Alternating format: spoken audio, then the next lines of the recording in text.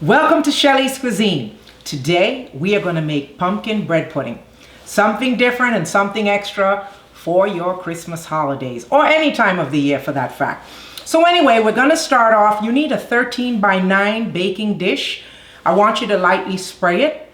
And we are going to have 12 slices of cinnamon raisin bread. It's Pepperidge Farm. Just buy a loaf of bread from Pepperidge Farm and you'll be good.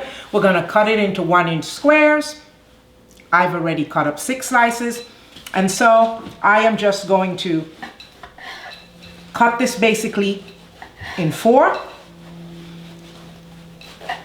and then I'm just going to turn it, and I'm just going to go down, and I'm going to get my 1-inch squares. Okay, a mess as usual. What can you do? Nothing. Okay, all right, so we're going to put that there, and we are going, that looks pretty good. Okay, so we've got all of our bread in our pan. Don't forget the Cutco knife. You should look on our website.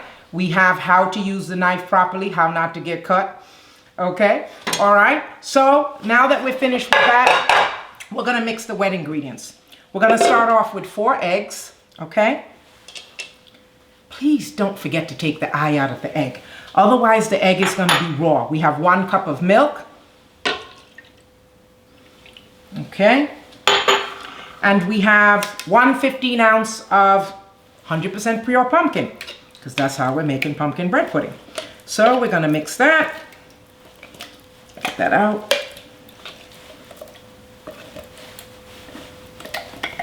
Okay, so that takes care of that. And I'm going to twist it. 1/2 cup of white raisins. I want more white raisins, so I'm going to add them. I know there's raisins in the bread, but that's okay. I'm going to put another twist. Shredded coconut, 1/4 cup of shredded coconut. Have I ever made anything sweet without shredded coconut? I don't think so. All right, 1 cup of brown sugar. Brown, I didn't say white, I said brown. All right. And, of course, Vietnamese cinnamon. For those of you that don't have that, it's okay. Put regular cinnamon. 1 teaspoon. Almond extract. 1/2 teaspoon. And we can't forget the vanilla extract. Vanilla extract, 2 teaspoons. Okay, so we're going to mix that up. Just get that going. It smells good because of the vanilla and the almond extract. And so, you wouldn't believe how simple this is. Once I mix this and put it over my bread pudding, I'm done. Tell me you can't make this. You have company coming over. Okay. So I just want to give it a good mix. It's making a mess all over the place. But we cooking, right? Okay. So, got all of that mixed up. And I just want to give a better mix because I see the eggs. They don't want to mix. You know? Okay. All right. And so, we are going to pour this mixture over our bread pudding. And that's it. Gotta get that in. Yeah, this is gonna be good. Gonna have some of this with that hot chocolate that Cliff made. It's gonna be good. All right.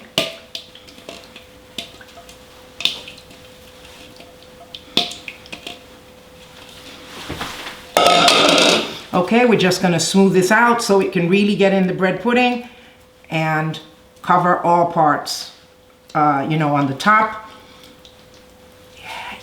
Yeah. Okay. And we need to get some over here. We need it to be on every corner. Okay, so we don't need some parts to have too much and some not have enough. As our bread pudding might be white a little bit. and not fully integrated. So we are going to spread that love all around. That's good. And when it's baking, the bread is going to, you know, just take all of it. But I just want to cover it to make sure that I didn't leave anything and I don't have a dry part of my bread pudding when it's finished. See a piece over here. So guys, I mean, seriously, this is pretty easy to make if you have people coming over. You know, when I have tea parties, I make a lot of the desserts from scratch. And this is a very easy one for me to make. And, you know, I don't like my dish too messy. So anyway, the last thing that we're going to put on this, because it all goes well together. Again, you try to wipe the dish a little bit because when you have to serve it, you don't want your dish looking horrible. Anyway, we are going to garnish with pecans. And so we'll just put the pecans on top. Okay. I like pecans, but not too much. So this is half a cup. If you want more, you can put more. So our bread pudding is ready. We're going to bake this at 350 degrees for 45 minutes, and then it'll be time to eat. Okay, our pumpkin bread pudding is finished, and Cliff is going to taste. Anyway, before we do that, we just want to glaze. I got about 2 tablespoons of maple syrup here, and I just want to lightly glaze. I don't want to go crazy. You know, again, for those of you watching your sugar, you would put agave. Not maple syrup, right? This looks good with the pecans. It smells really nice. It sure does. Yeah. Good thing you get to taste, huh, can't Cliff? wait. Yeah, I bet you can't. And with that hot chocolate that we have on our website, oh, nice to go. Great dish also for the tea party. I guess I did use the 2 tablespoons of maple syrup. Pure maple syrup. Okay, so time for Mr. Cliff to taste. Okay. Trying to figure out how I used the wrong.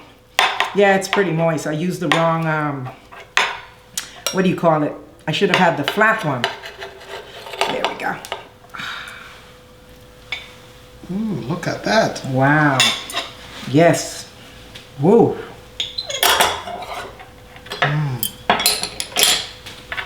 Let me taste. Oh my God. Yeah? Mmm.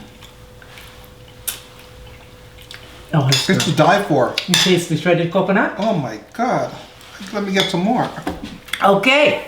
Thank you for making pumpkin bread pudding with Shelly's Cuisine. Please hit the subscribe button and the notification button. We post videos every week. Tune in next week to find out what we will twist next.